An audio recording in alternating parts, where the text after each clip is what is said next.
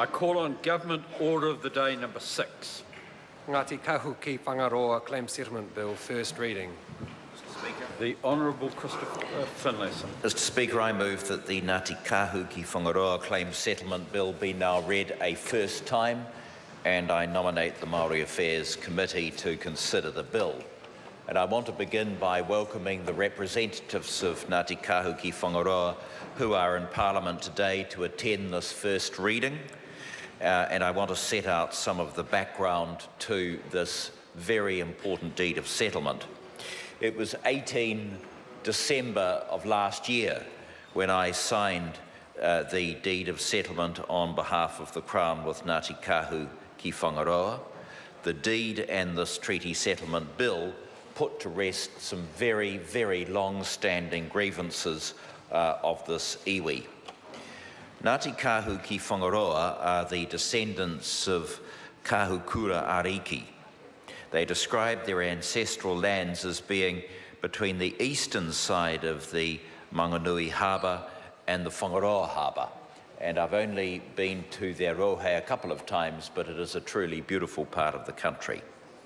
The road to settlement has been very long and tortuous.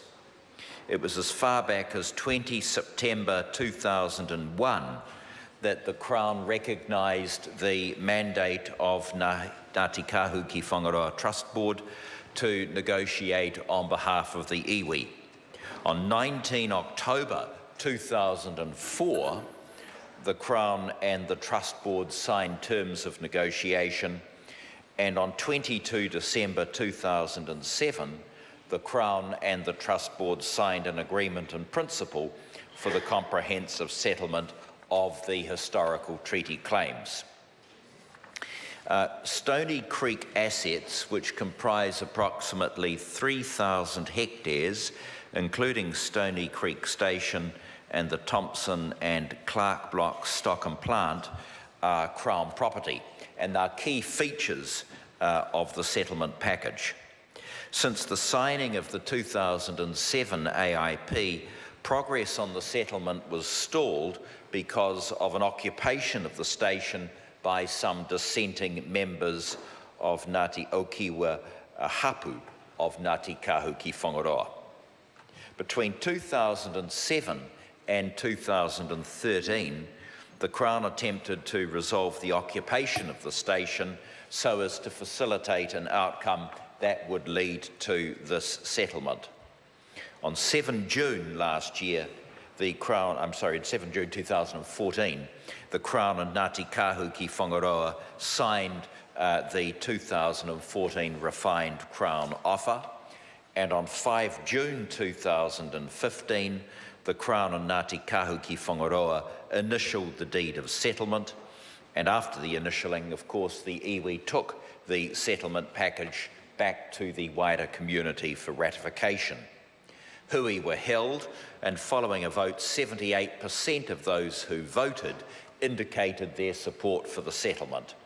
The Minister for Māori Development and I agreed the ratification result demonstrated sufficient support from the claimant community, given the very deep and long-standing internal divisions within Ngatikahu ki Whangaroa regarding Stony Creek Station. So it was great to be able to sign the deed of settlement after that very long and, as I said, tortuous history. The settlement assets will be administered by the Kahukura Ariki Trust, the post-settlement governance entity which was approved by iwi members. Given the length of time and the hard work that so many people have undertaken to get to this stage, it's appropriate to acknowledge the perseverance of the lead negotiator, Dr. Ella Henry, and Kaumātua Peter Pangari and Dave Henare. Through our negotiations, we had to traverse a number of very hard issues. Ultimately, we resolved them thanks to the work of the negotiators, and I know that this will be to the benefit and the durability of the settlement. And I also want to acknowledge those who have passed away and are not here today. Finally, Behind the negotiators have been the trustees of the Trust Board, and I particularly acknowledge Dave Manuel and the trustees Roger Kingi and Manaki Poto, who have really worked so very hard to see the iwi's grievances addressed.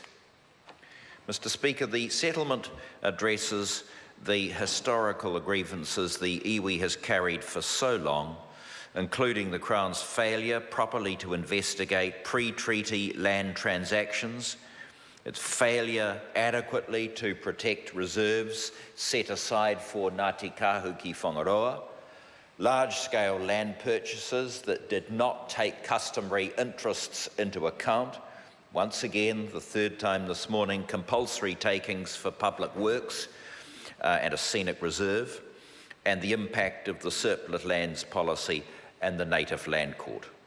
The Crown's actions and omissions have had a very severe impact on the well-being of Ngatikahu ki Whangaroa and have left them virtually landless, with most iwi members now living outside the rohe.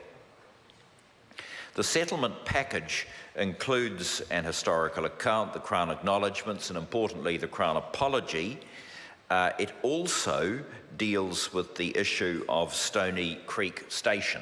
The station will be vested in the Kahukura Ariki Trust, and post-settlement the Trust is going to run an open process to ensure that every adult member of Ngatikahu ki Whangaroa has an opportunity to take part in determining the future ownership of the station.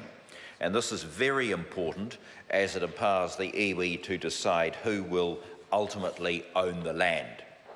The Crown will pay the post-settlement governance entity financial redress of $6.2 million in lieu of the Crown's commitment in the 2007 agreement in principle to maintain the plant and stock of Stony Creek assets in substantially the same condition as they were at the date of the 2007 AIP, of which $3 million was paid on account to the post-settlement governance entity after signing the deed of settlement. Secondly, there will be interest on the financial redress from 7 July 2014 to the day before settlement date and adjusted for any on-account payments. The settlement also provides for a cultural fund of $300,000 for the development and the implementation of an historic reserve management plan for the Kowharoa Peninsula property. Cultural redress provided to Ngatikahu ki Whangaroa includes the vesting of 15 culturally significant sites, totalling approximately 3,400 hectares. The balance of the cultural redress package includes an overlay classification over Whakaangi Scenic Reserve, statutory acknowledgements, a deed of recognition, 11 geographical name changes, and other redress that is culturally significant to Ngatikahu ki Whangaroa. And so I say on behalf of myself, and I'm sure on behalf of Dr. Cullen, who worked very hard to get to the agreement in principle stage, how delighted we all are that this bill is having its first reading this morning and will hopefully be with the Māori Affairs Select Committee, and I ask that committee and their excellent chair if they could get the bill back to the House just as quickly as they can. Mr. Speaker, I commend the bill to the House. The question is that the motion be agreed to. Mr. Speaker. Kelvin Davis.